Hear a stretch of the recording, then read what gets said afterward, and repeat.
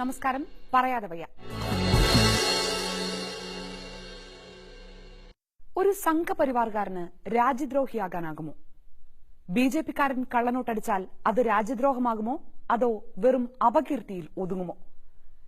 രാജ്യദ്രോഹം എന്തെന്ന് വ്യക്തമായി നിർവചിക്കാനുള്ള സുവർണാവസരം കൈവന്നിരിക്കുന്നത് കേരളത്തിലെ ബിജെപി നേതൃത്വത്തിനാണ്. ഉത്തരം ഏതായാലും വിദ്വേഷ പ്രചാരണം എവിടെ വെച്ചും തിരിച്ചടിക്കും എന്ന് തിരിച്ചറിയാനെങ്കിലും ഈ കുറ്റവാളികൾ ബിജെപിയെ പഠിപ്പിക്കട്ടെ. काले धन से देश को मुक्त कराने की लड़ाई लड़ रहे हैं. हमारा एजेंडा है भ्रष्टाचार बंद हो, हमारा एजेंडा है काला धन बंद हो, लेकिन उनका एजेंडा है संसद बंद हो, संसद बंद हो, संसद बंद.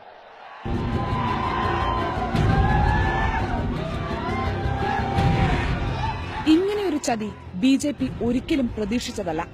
കള്ളപ്പണത്തിനും കള്ളനോട്ടിനുമെതിരെ പ്രധാനമന്ത്രിയും പാർട്ടിയും തീവ്രയുദ്ധം നടത്തിക്കൊണ്ടിരിക്കെ ഒരു ബിജെപി നേതാവ് കള്ളനോട്ടടിക്ക് പിടിയിലാവുക, അതും കള്ളനോട്ടടിക്കുന്ന രാജ്യദ്രോഹികളെ അകത്താക്കാൻ രാജ്യത്തെ ആകെ മുൾമുനയിലാക്കിയ നോട്ട് റദ്ദാക്കൽ നാടകം കഴിഞ്ഞു നിൽക്കുന്ന നേരത്ത് കൊടുങ്ങല്ലൂരിൽ സ്വന്തം വീട്ടിൽ കള്ളനോട്ടടിച്ച് വിതരണം നടത്തിയ ബിജെപി നേതാക്കളായ രാജീവ് ഏരാശ്ശേരിയും സഹോദരൻ രാകേഷ് ഏരാശ്ശേരിയും അങ്ങനെ ദേശീയ ഭരണകക്ഷിയെ എത്തിച്ചിരിക്കുന്നത് അപാരമായ ഒരു പ്രത്യയശാസ്ത്ര പ്രതിസന്ധിയിൽ തന്നെയാണ്.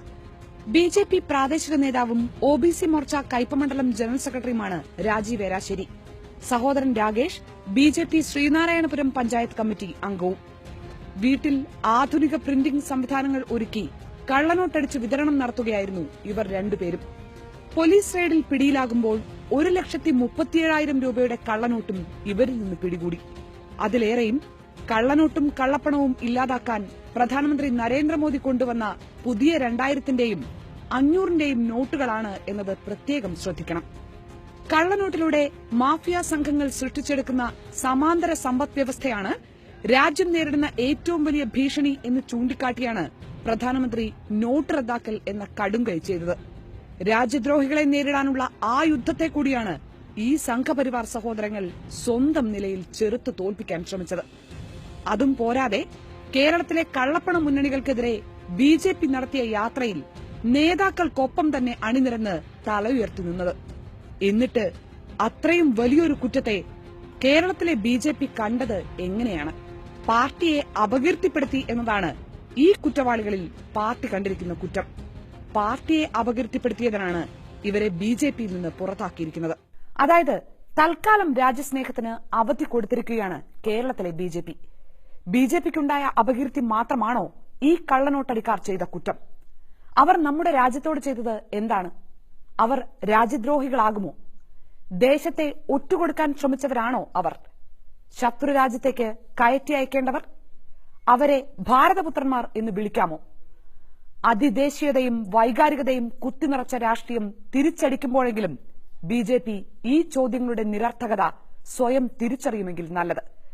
വ്യക്തികൾ ചെയ്യുന്ന കുറ്റങ്ങളുടെ പേരിൽ വിദ്വേഷ പ്രചാരണവും ധ്രുവീകരണ ശ്രമവും നടത്താൻ ഒരു മടിയുമില്ലാത്ത പാർട്ടി ഇപ്പോൾ സമൂഹത്തിൽ നിന്ന് ആവശ്യപ്പെടുന്നത് ഏത് നീതിയാണ്?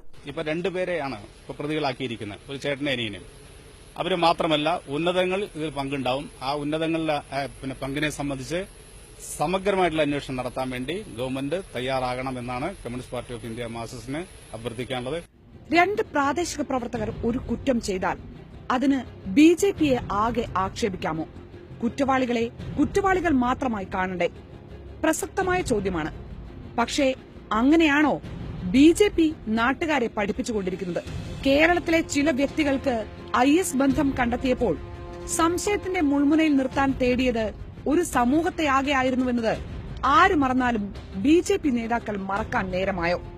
ചിലർ ചെയ്ത കുറ്റം എന്നത് കണ്ണൂരിലെ രാഷ്ട്രീയ കൊലപാതക കേസുകളിൽ ബിജെപി ബാധകമാക്കുമോ?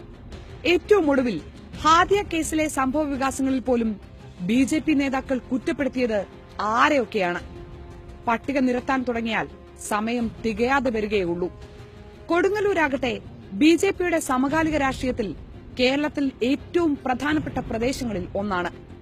അവിടത്തെ പ്രധാനികളും സാമ്പത്തിക സ്രോതസ്സായി വരെ പ്രവർത്തിച്ചുകൊണ്ടിരുന്നവരുമാണ് ഇപ്പോൾ കള്ളനോട്ടടിക്ക് പിടിയിലായത് എന്നോർക്കണം.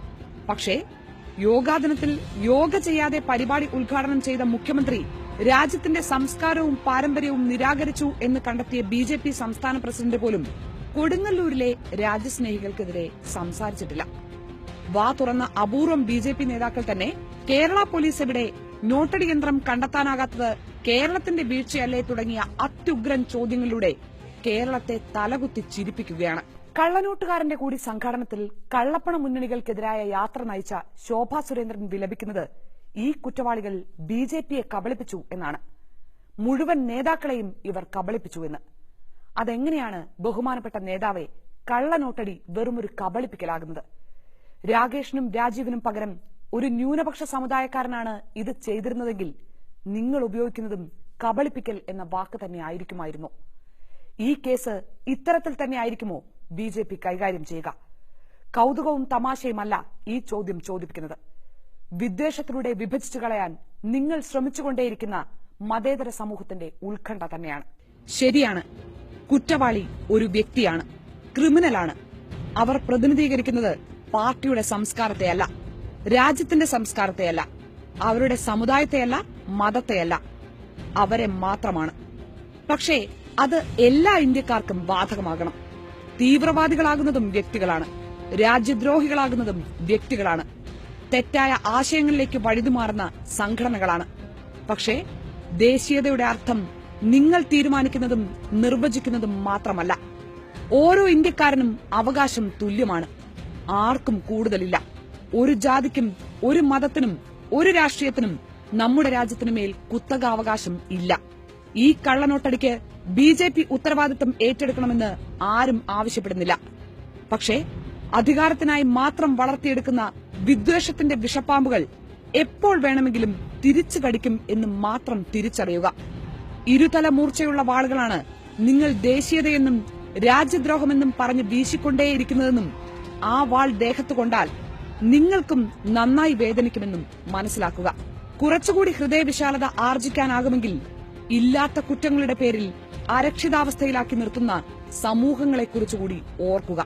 അതുകൊണ്ട് ഒന്ന് മാത്രം ഓർമ്മിപ്പിക്കട്ടെ, ഇനിയെങ്കിലും കുറ്റവാളികൾക്ക്, സാമൂഹ്യ വിരുദ്ധർക്ക് ജാതിയും മതവും പാർട്ടിയും ആരോപിച്ച് തരം തിരിച്ച് സമൂഹത്തെ വിഭജിക്കാൻ വരരുത്.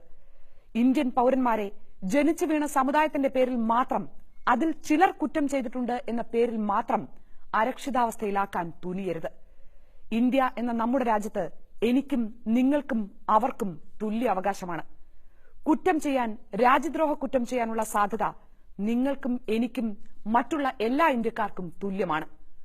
അത് മറക്കുന്ന നേരത്തെല്ലാം ഇനി നിങ്ങളെ ഓർമ്മിപ്പിക്കാൻ ഈ കൊടുങ്ങല്ലൂരുകാർ ഇനി എന്നും ഉണ്ടാകും എന്നത് നമ്മുടെ രാഷ്ട്രീയത്തിന് ഗുണകരമായ സംഭാവന തന്നെയാണ്.